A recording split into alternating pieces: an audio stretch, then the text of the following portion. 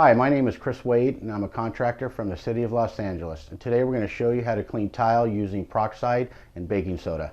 Here we are in our floor tile, and I'm going to spread some baking soda out, pretty much just on the areas of cleaning. Obviously doesn't take much, and you want to spray your peroxide on top of that, mostly the areas that you can visually see any of the harsh stains that you want to do.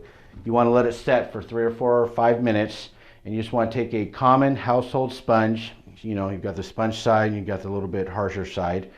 You want to use that to go ahead and just start wiping in circular motions.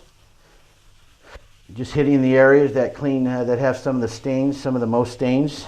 Just cleaning the areas that have all the stains. It's okay to go ahead over the grout, clean up some of that too.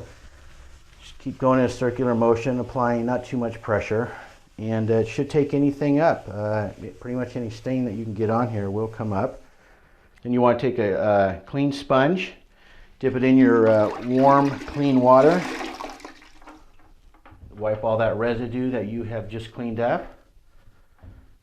Doing it a few times if need be. And that's all you really need to do for this. Pretty simple task. I suggest doing this 2 or 3 times a week, and that will eliminate any mildew buildup, any mold, and that's about how you do it.